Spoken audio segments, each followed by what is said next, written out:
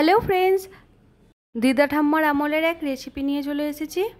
আজ বানিয়ে দেখাবো তোমাদের ঝিঙের জল বড়া। বানানোও খুব সহজ এবং অল্প তেল ঝাল মশলাতেও এটা বানানো যায়। তো প্রথমেই দেখো 3টে ঝিঙে নিয়ে নিয়েছি। একটা ঝিঙে নিয়ে খুব ভালোভাবে খোসাগুলোকে ছাড়িয়ে নিচ্ছি। 3টে ঝিঙেরই খোসা আমি খুব ভালোভাবে ছাড়িয়ে নেব। দেখো আমার ছাড়ানো হয়ে গেছে। এবার কিন্তু আমি জলে ভালোভাবে ধুয়ে নিয়েছি। ধুয়ে নিয়ে চকার বোর্ডের মধ্যে রেখে চাকু দিয়ে আমি কিন্তু ডুমো ডুমো করে কেটে নিচ্ছি। দেখো ঝিঙেটা কিন্তু এই রেসিপিতে কচিয়ে নিতে হবে। ঠিক একইভাবে আমি 3টে ঝিঙেই কেটে নেব। তো আরও একটা ঝিঙে আমি তোমাদের কেটে দেখাচ্ছি। তো সবগুলো ঝিঙে কিন্তু দেখো আমার কাটা হয়ে গেছে। যেহেতু আমি আগের থেকে ধুয়ে রেখেছি সেই জন্য আমি আর ঝিঙেটা ধোবো না কাটার পরে। তোমরা কিন্তু এই রেসিপিটা বানানোর আগে যে কোনো ডালই নিতে পারো। আমি কিন্তু মুগের ডাল নিয়েছি। মুগের ডালটাকে কিন্তু আগের থেকে ভিজিয়ে রেখেছিলাম 3-4 ঘন্টা মতো। ভেজানো হয়ে গেছে, জল ঝরিয়ে রেখে দিয়েছি।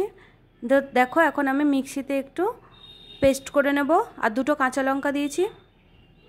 তোমরা চাইলে কিন্তু শিলনোড়াতেও বেটে নিতে পারো। তো দেখো আমার কিন্তু বাটা কমপ্লিট হয়ে গেছে। আমি একটা বাটির মধ্যে তুলে রেখে দিয়েছি।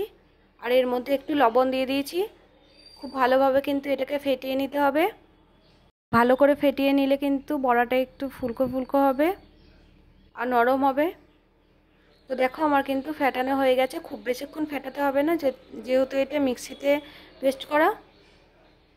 তো আমি কিন্তু দেখো ননস্টিকের কড়াইটা বসিয়ে গ্যাসটা ধরিয়ে দিয়েছি। আর কড়াইটা কিন্তু গরম হয়ে এসেছে। আমি তেল দিয়ে দিয়েছি, সরষের তেল। 2টো শুকনো লঙ্কা আর একটুখানি কালো জিরে দিয়েছি। ফোড়নটা একটুখানি ভাজা হয়ে এলেই কিন্তু আমি আগের থেকে ঝিঙে কেটে রেখেছিলাম সেই ঝিঙেটা কিন্তু দিয়ে দেব। তো দেখো ঝিঙেটা আমার দেওয়া হয়ে গেছে। আমি ভালোভাবে ভেজে নিচ্ছি একটু।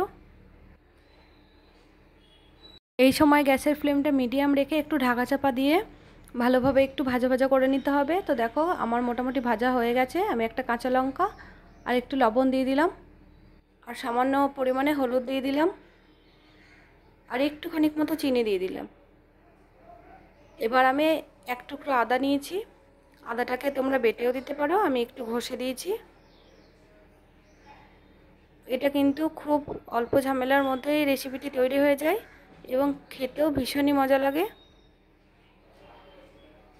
তো দেখো আমি কিন্তু মশলাটাকে ভালোভাবে ভেজে নিচ্ছি।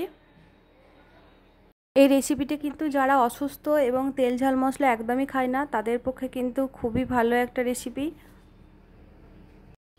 এই রেসিপিটা কিন্তু বানানোও খুব সহজ এবং খেতেও খুব টেস্টি হয়। দেখো আমার কিন্তু কষানো হয়ে গেছে। আমি কিন্তু এর মধ্যে জল দিয়ে দিচ্ছি। জলটা কিন্তু খুব বেশি পরিমাণে লাগবে না, কারণ ঝিঙে খুব বেশি সময় লাগে না সেদ্ধ হতে। ঝিঙের জল বড়া নামটাও কিন্তু খুব সুন্দর। তো দেখো আমি কিন্তু এখানে এর ডাল বাটাটার ওপর 1/2 চামচ মতো হলুদের গুঁড়ো দিয়ে দিলাম। দিয়ে খুব ভালোভাবে কিন্তু হলুদের গুঁড়োটা মিশিয়ে নিচ্ছি। এবার কিন্তু আমার ঝোলটা ফুটে আসবে। তো আমি কিন্তু দমটাকে একদম কমিয়ে দেব। বড়াগুলো দেওয়ার সময় কিন্তু অবশ্যই করে দমটাকে কমিয়ে রাখবে। তো দেখো আমি কিন্তু একটা একটা করে বড়াগুলো দিয়ে দিচ্ছি। এইভাবে একটা চামচের সাহায্যে কিন্তু বড়াগুলো দিয়ে দেবে। তো আমি কিন্তু সবগুলো বড়া এইভাবে দিয়ে দিয়েছি। তোমরা কিন্তু বড়ার পরিমাণটা আরও কমও দিতে পারো। এই বড়াগুলো কিন্তু তেলে ভাজতে হবে না, একদম জলেই সেদ্ধ হয়ে যাবে। অনেকের মনে হতে পারে বড়াগুলো কিন্তু জলের সঙ্গে মিশে যেতে পারে, একদমই তা হবে না। কিন্তু বড়াগুলো যেমন দেবে সেই রকমই বড়াগুলো হয়ে যাবে। তো আমি ঢাকা দিয়ে দিয়েছি। তো ফিরে আসছি কিছুক্ষণ পরে। তো দেখো বড়াগুলো কিন্তু খুব ভালোভাবে সেদ্ধ হয়ে গেছে। খুন্তির সাহায্যে একটু নেড়ে দেখাচ্ছি, আর নেড়ে দেখালেই বুঝতে পারা যাচ্ছে যে বড়াগুলো কত সুন্দর হয়েছে। রেসিপিটি কিন্তু আমার বানানো হয়ে গেছে। একটা বাটির মধ্যে আমি তুলে রেখে দেব। এটা কিন্তু গরম ভাতের সঙ্গে খেতে হবে এবং গরম খেতে হবে, তাহলে বেশি খেতে ভালো লাগে। চামচের সাহায্যে দেখো আমি তুলে দেখাচ্ছি একটু।